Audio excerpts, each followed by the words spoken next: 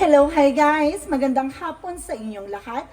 This is Chin Rodriguez from my Sagri channel, a faith healer, also mata reader. So ngayong hapon na to, tingnan natin ang nagsabihin sa'yo ng ating mga gabay. So this is a weekly gabay for the month of February 14 hanggang February 20 for the sign of Leo. So Leo, welcome sa my channel. Ano kayong messages, advices ng spirit guides ang ating masasagap for today's video?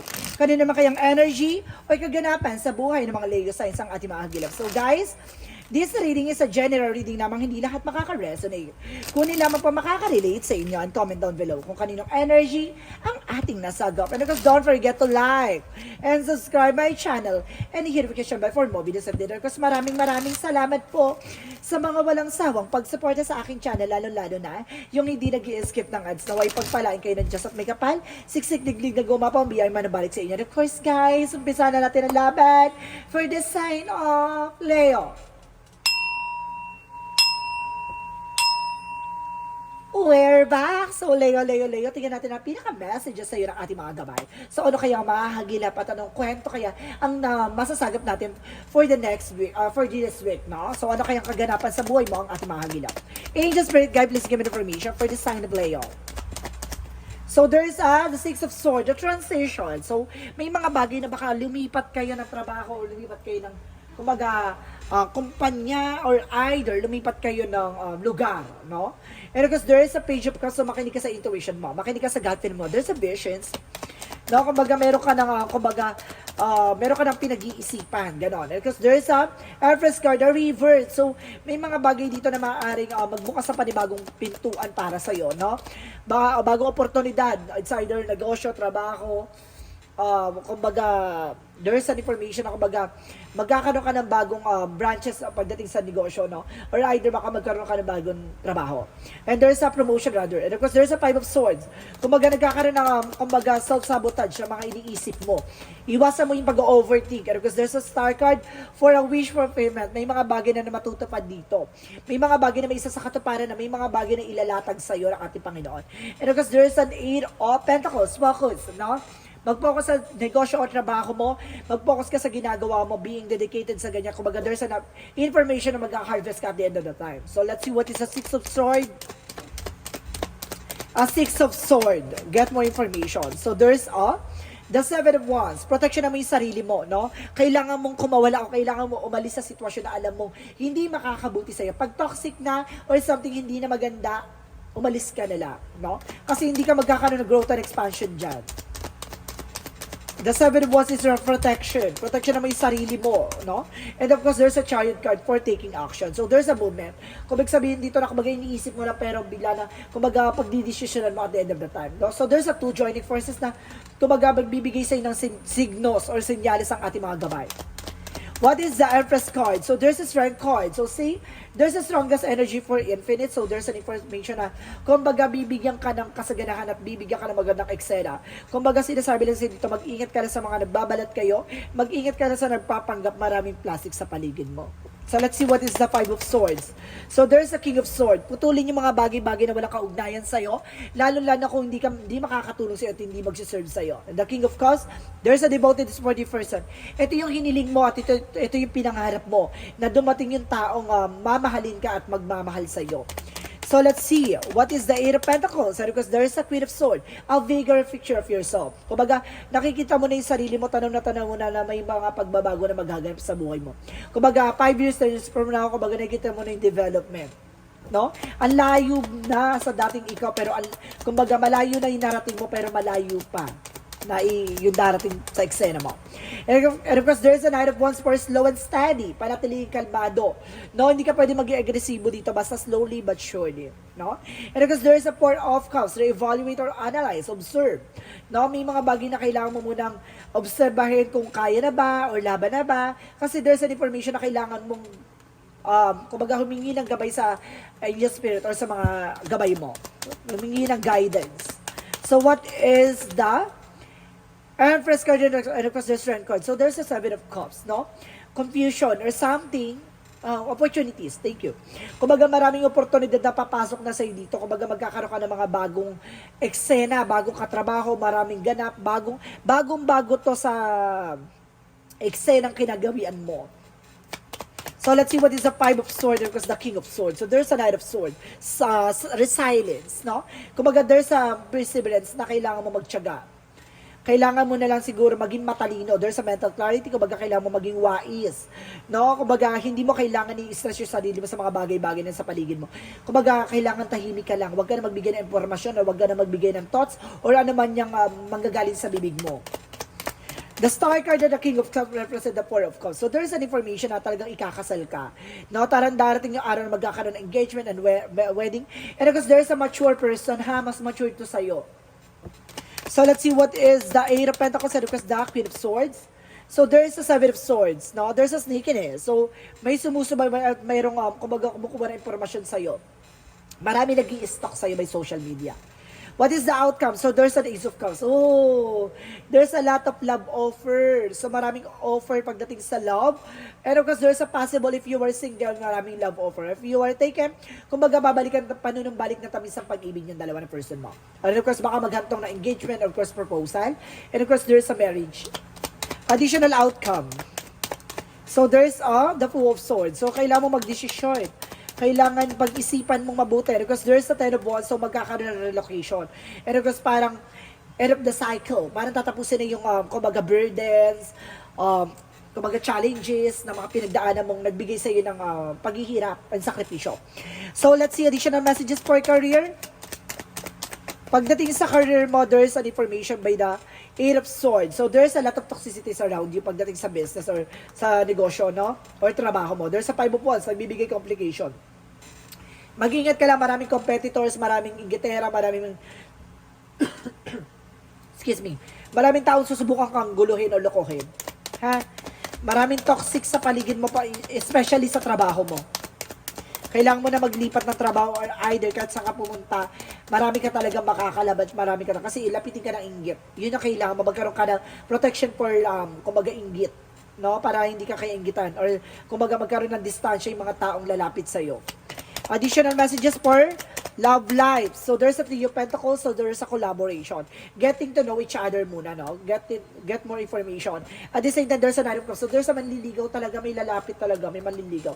Some of you are single, and at the same time, there's a Nine of Cups for wish fulfillment. So talaga ito yung parang kasagutan sa lahat ng katanungan mo kung bakit parang ngayon pa lang gato ganyan, bakit kumbaga bakit laging sawi, kumbaga ito na yung tamang pagkakataon na tamang panahon na parang magmamahal ka at malalaman mo kung bakit na kumbaga marami nangyaring ghosting, failure pagdating sa love. This is the opportunity na parang okay, kaya pala kasi ito yung darating para sa akin. Ay, sarap. Additional messages for health. Sa health mo, there's a death card. So, there's an information na, kumbaga, maging maingat ka lang ha, kasi tinatarget ka rin sa health dito. At the same time, protection naman yung sarili. But of course, the death card is a transformation. And of course, an ending and a new beginning. And of course, the Emperor. Be mature enough and being grounded. Kapag alam mo yung nararamdaman mo, it's not ordinary or something, kumbaga nararamdaman mo or nagpa-check up ka, walang nakitang resulta, mag-isip ka na ng bagay na alam mong magiging solusyon. No? Kung hindi makita sa medication, spiritual ang puntahan mo. So, let's see what is the magical fairy messages. Magical fairy messages for you.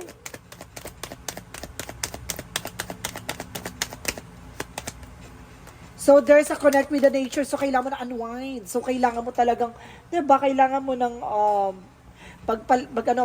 makalanghap ng sariwang hangin or kailangan mong, di ba, kumawala sa mga negativities. And there's a new home. So, magkakaroon ka ng bagong bahay or baka makalipat ka ng bagong bahay, ha? Baka makahanap ka ng bagong bahay or something na makakalipat ka. And there's an emotional healing. Magkakaroon ka ng healing, ha? Pagdating sa emosyon mo. Para magiging mapayapa ka, ganon.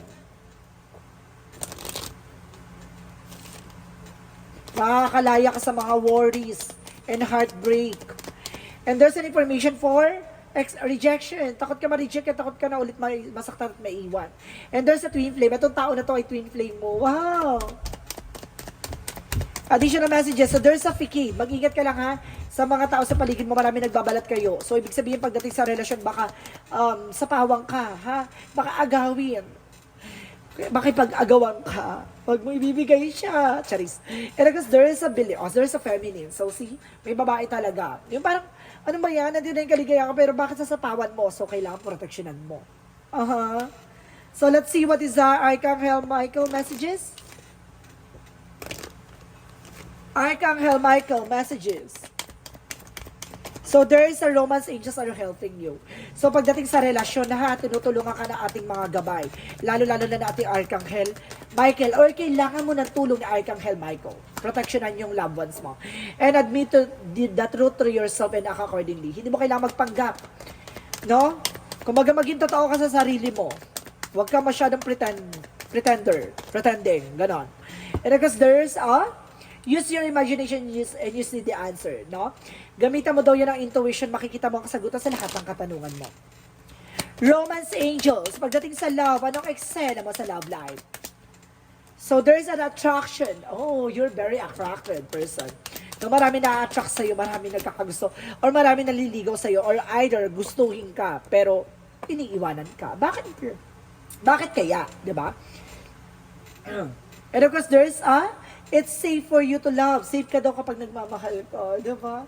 Pag nagmahal ka naman labas, nga lang talaga kapag naging kampante na yung tao, doon nagbabago. Oh, bakit? Additional messages. And there is a surrender to the sweetness. So there is an information, make love to life. So there's a joy. So magiging masaya ka this time. At the same time, there's a perspective. Oh, yun nga.